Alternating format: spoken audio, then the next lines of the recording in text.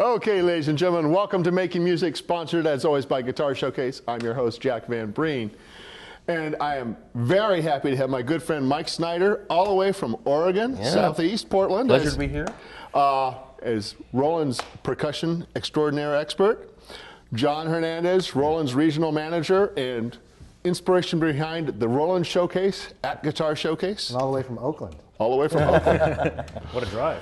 And last but certainly not least, Doc Green, the pro audio manager at Guitar Showcase. And we've talked before in the past. We've done a couple shows on the Roland drum sets. And Roland has been in percussion for forever. But we're going to talk about some of the other instruments that they have and the apartment kit.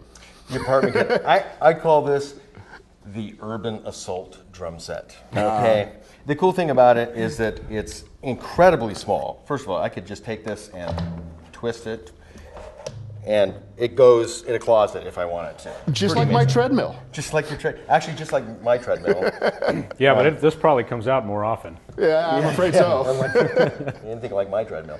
No, actually, this is designed for people who live in an urban environment, and really also that live on the second floor above. Because if you look at these little pedals down here, they have these big rubber stoppers on them.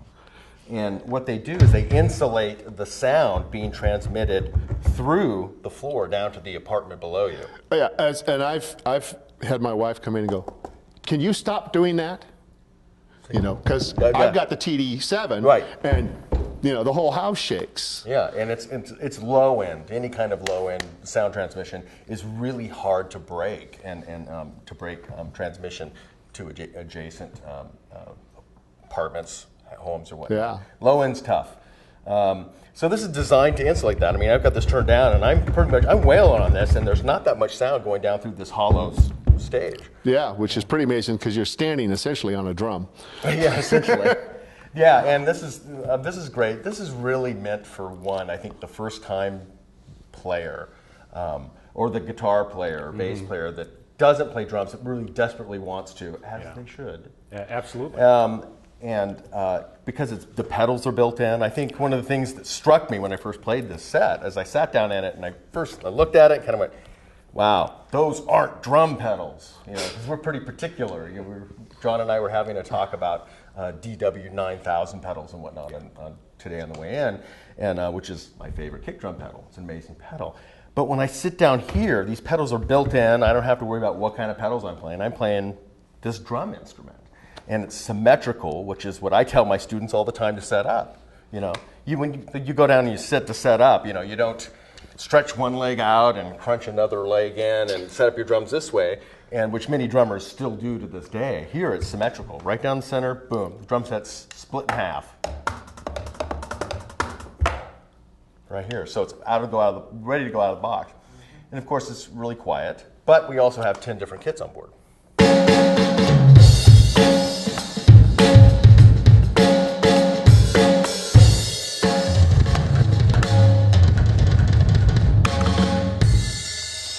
And I noticed that Roland, although this is what I would consider their entry-level set, you do get a mesh pad for the snare. You do. One of the most important things for drummers is feel. I mean, I think probably guitar is the same way too. It's all in the feel. It's all in the feel.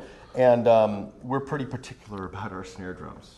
As I had mentioned at one point, I have well over 2 dozen, approaching 3 dozen snare drums. But they all feel different, they sound different, they react different. This has our patented mesh head technology, which is a 2-ply mesh head that allows you to tension it in a bunch of different ranges, from really loose to really tight, and it still feels like an acoustic drum. It's pretty amazing thing, and it's ridiculously quiet. Again. Yeah. So you don't get any carpal tunnel, you don't get any pains in your arms like you did earlier. Yeah, because I got my TD7 and I've got the old hard rubber pads. Yeah. These tom pads are new. They feel great. They feel great. So they've done improvements all around, and it's the entry level. I mean, street price on this is right around $800, which for a full kit that sounds as good as this. It sounds great. What's the cool thing about Roland? One of the many things is that we're all drummers. I mean, I play drums for a living still, which is there's an oxymoron. Play drums for a living. But I play drums for a living. That's Isn't there how a joke about that? There is. What do you call a drummer without a girlfriend? Homeless. Yeah, there you go. Oh. What about the pizza and the drummer? Yeah, the difference between a pizza. Pizza and can feed a family of 4? Exactly. Yeah, okay. Okay. Please don't Whatever. be offended. Please still buy stuff from me. Please. Especially then there's the trombone player jokes. We'll leave those for later. Oh, okay. Yeah, please. Let's just save those. Actually, these pads are these rubber tom pads have been totally redesigned. And one of the things about electronic drums that you'll notice on entry-level sets that are not Roland, and this is the telltale test, is when you come down and you play soft. I'm playing incredibly soft. Yes, it's still making noise. And it's still making noise. You've got a wide dynamic range. Exactly, exactly. And it resonates just like the tom. It does. Yeah, it's just a great sounding, fun little drum set. We're all drummers. Yeah. We're really building this stuff for ourselves. Unfortunately, like cool things. Yes, this is good. And again, as an entry-level kit, and this is for parents who happen to catch the show, and they're wondering about the kids want to play drums, okay, play. That's what Johnny's going to sound like while you're trying to watch the game. And when he wants to sound, there's no way you're going to get a $500 starter drum kit acoustic to sound that good, and you still don't have the cymbals, so now you're at $900, and you got to listen to it all the time. Oh, well, like I said, I'm all about sound. I mean, I have a master's degree in classical percussion, that will get you, a latte if you have $3 in your pocket. But $3.50. $3.50, yeah, especially with an ad shot. The thing being, though, I'm really into sound. And this sounds like an acoustic drum set. And if you get most drummers that start off, John, you've seen this a lot, where they'll go out and they'll buy, I say Soccer Mom Lisa and Little Johnny is what I like to use. Soccer Mom Lisa will using come. my name like this is it's okay for today. Okay. They'll come in and they'll buy a drum set because he wants to play drums, right? So they go right to inexpensive acoustic sets, which is cool. I have 9 acoustic drum sets. I'm not afraid of them. And they bring it home. They don't know how to tune them. They have not very good heads on them. The drums are probably okay because entry-level drum sets are pretty good nowadays. Yeah. But Mom has no idea how loud they are. Yeah. Ridiculously loud. And so 3 days later, she's got dark circles around her eyes. She's ready to commit, murder Mayhem. on her child. And to get them to quiet down at all, you got to spend another $1,000 to $1,500 on some dampening materials to get them to quiet down. It's not a good situation. So here, the entry-level player, they get all sorts of different drum sets. Right? You can go over here. Right?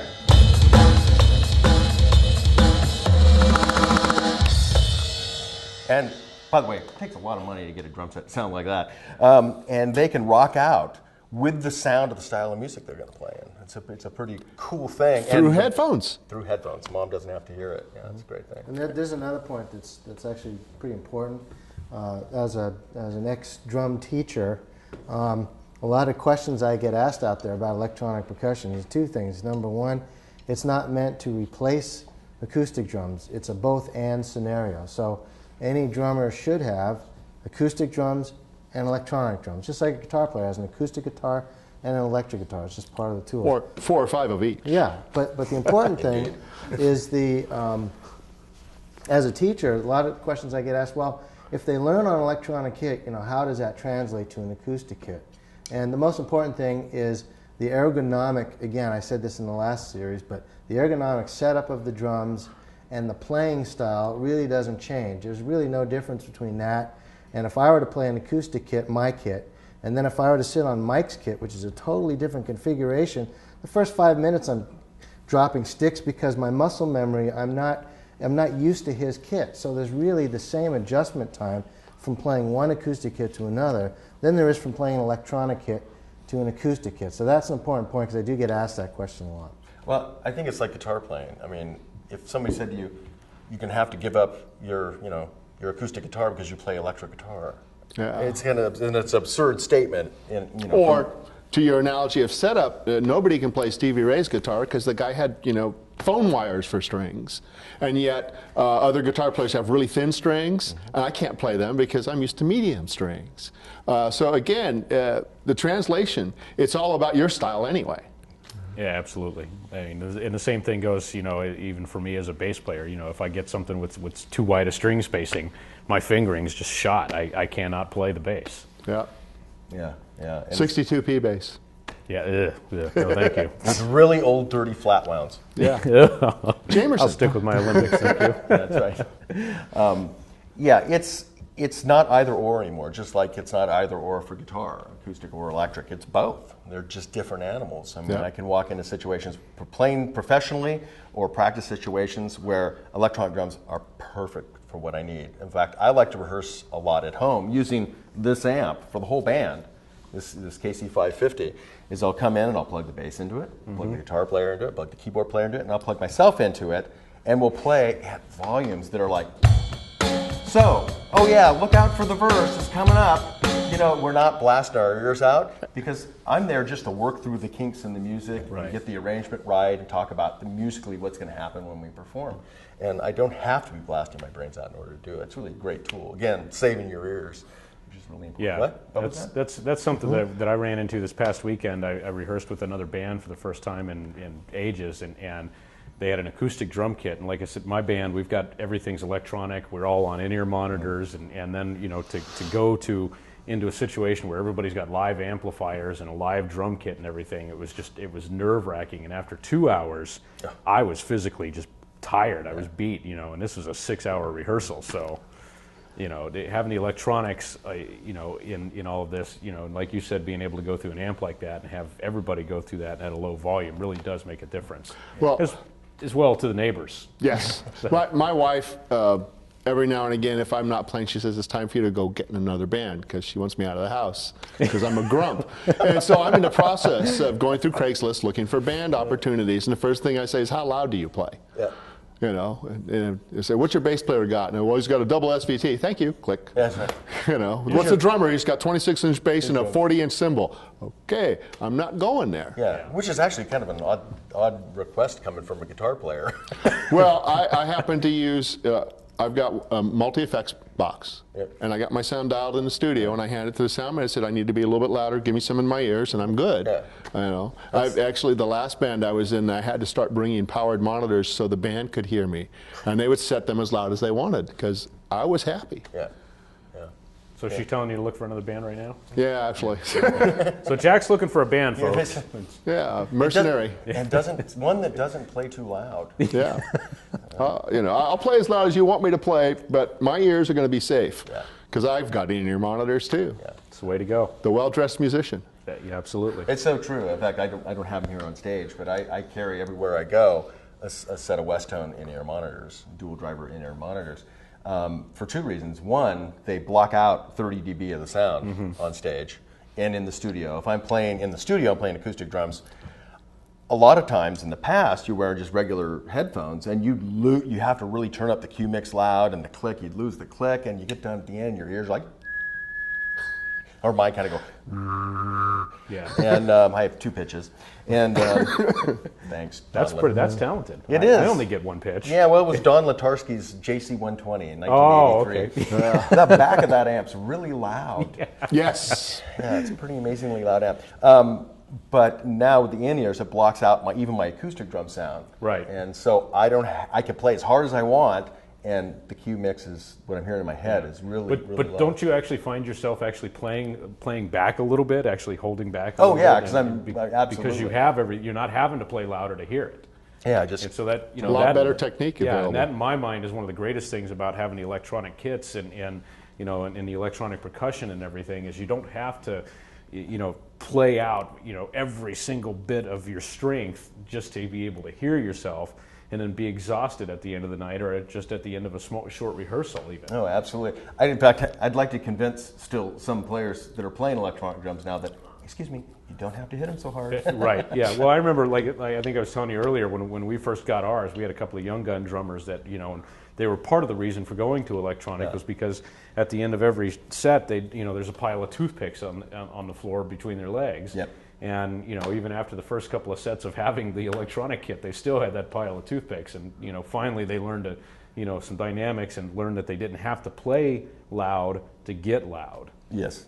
So now I know that there's a few more. There's some kind of funny sounds in there in that kit. There as well. is. This is one of the great things about this is it's a non-intimidating kit. There's a salesman that I've known for he must be about 20 years on the East Coast, and he's acoustic drum curmudgeon. I mean, he's like one of these guys comes around electronic drums. I see him in clinics a lot of the time. They're in the back, kind of leaning in the back row, kind of like, come on, show me something about these things. I mean, they want to touch them, they want to play them, but they're afraid that it might like ruin their juju. Yeah, well, they can't be seen playing it. Right. Yeah. So this guy was kind of that way.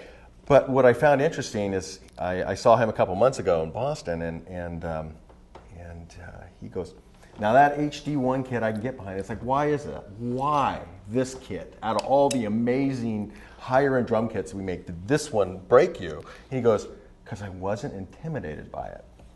It basically has these 5 buttons and variations. It's very easy. You know, one different kit, push the variation button.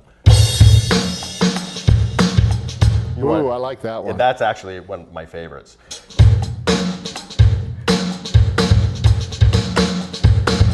Motown, baby.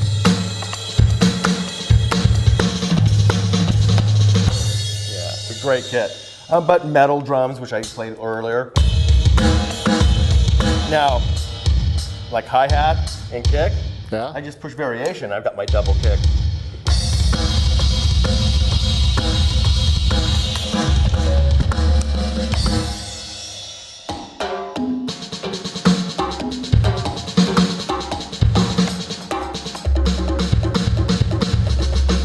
So you have percussion sounds, but you also have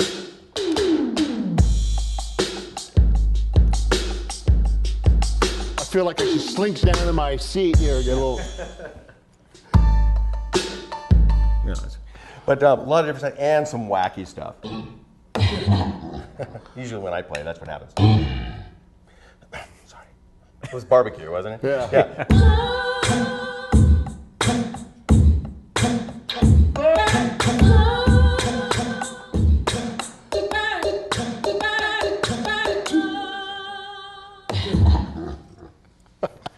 Some wacky stuff. You can also plug in your iPod in here in this mix in and play along with any of your tunes. And John, you and I did the same thing when we started playing 1.5 million years ago. We used a turntable for you people at home. That was a thing that played these black discs with a little hole in the middle, and they had grooves. They were made of vinyl, weren't they? They were made of vinyl. Yeah. They were. Okay, yeah. I have some red ones. I think I remember some of those. Yeah. Anyway, we used to do. The problem with that was the arm would skip across because the head would be moving here and shaking all around. Now we can just plug in our iPod and play along with any kind of tunes we want in here. Very useful. That's one of my personal favorite things to do. Yeah. So cool. I still do that. I think you probably still do that all too. the time. Yeah. Now, we've been talking a lot about drums. But let's talk, Let's move it to percussion. I mean, electronics. I mean, this is where really it all started for Roland, was the original Octopad. Now this is the SPD-20. SPD-20 is an 8-pad, 4-input. What that means is I have 8 pads, that I actually can assign 2 sounds Per pad. per pad. 16. Wow, you're good. And I can add, I can't count. And we've got 4 trigger inputs. What that allows us to do is add external pads or acoustic drum triggers. In this case, we have a cymbal. With 2 sounds. Right. And the kick pedal. So this has 700 sounds on board. And we can play any number of different genres. with 2 sounds per pad.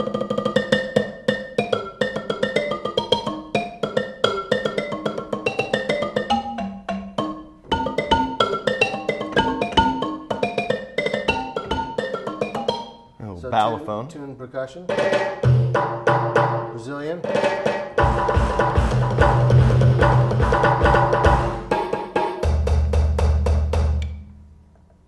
So basically, instead of carrying around The tray. hundreds, literally over 700 percussion instruments, pick this up, put it on the stand, plug it in, and now you can set this off to the side. If you're an acoustic drummer, you can have it over your floor tom and have all of your percussion sounds in one piece, including all the effects, reverbs and things like that. And you can still, what's cool about this is we talked about triggering drums in the last segment. What that means is I can put little triggers on my acoustic drums and trigger some really big Led Zeppelin kick drums and snare drums. So I can actually trigger my acoustic drums and play all my percussive sounds on this at the same time. As a percussionist, a friend of mine's a timbale player and has congas and timbales and an assortment of stuff in his percussion cage.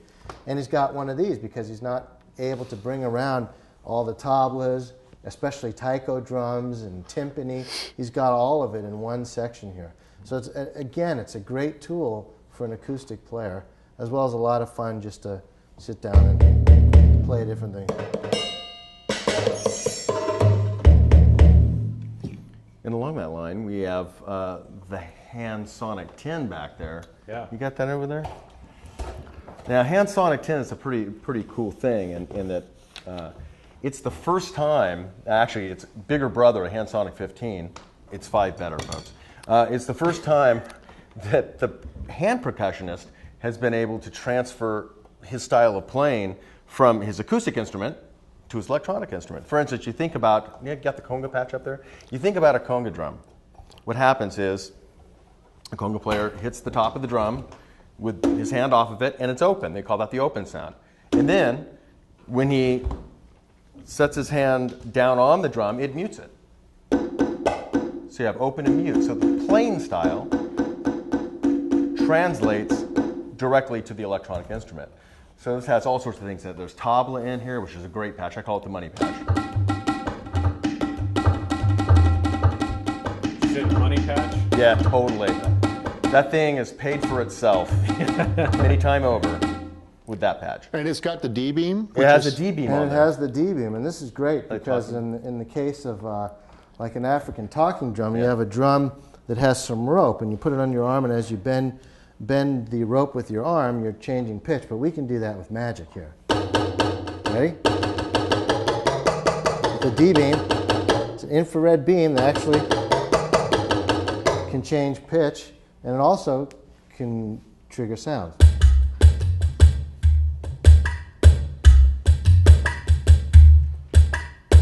So you can do all kinds of fun stuff with this. It's magic, ladies and gentlemen. Pure I magic. thought this piece was so cool that when John walked into the store, said, "I've got an extra one of these. Do you guys want this?" And I said, "The answer store was no, doesn't. but I'll It's take just it." put it in my car." That is my personal HandSonic. It is. In the studio work I do a lot of percussion, a lot of drum studio work. The HandSonic ends up being about 25 or 30% of the sounds that I use, because I can take things like tabla. By the way, you could spend the rest of your life in lotus position with a set of tabla and still not play very well. So, I mean, so here, this makes me a great tabla player. I have a great sound, but I can do things like make the sound longer or shorter as far as the decay. I can change the pitch easily. It's just really easy to manipulate the sound. Again, it's all about sound again. So Yeah. there's a lot of great percussion products that help the percussionist and the drummer. I like the steel drum myself. I did a gig with a friend, and I happened to be going through the patch. He goes, "That's it, use that one." So I ended up playing steel drum. And afterwards, everybody's going, "Where's the steel drums?" And I go, "It's right here." Yeah. As you know, tip of the iceberg. We've only touched on a few of the Roland percussion products. There's a couple more that we have back at the Roland Showcase. Yeah. We'd like to invite you all to come down and check that stuff out. The reason we did the Roland Showcase is because people go down on the web and they see stuff and they go, "Well, that looks kind of cool," and they go on the internet and search and get all these responses from people, but it isn't a substitute to come down and actually just try these things out. And I want to say something to that, and a little bit of a plug for you guys. When I was in high school in the 70s and a young drummer, I shopped at this store, Guitar Showcase, because I was raised in Monterey. I used to make the trek up, drive up, and shop at this store because there's always pro people there. They knew their gear. They would not send you the wrong way. And some, 30 plus years later, We're still like this that. store is still rocking. You guys do a great job, and everybody support businesses that do things well. Oh, thank you very much. Yeah, I probably sold you a drum set. I was back there in those days. Yeah, you probably did.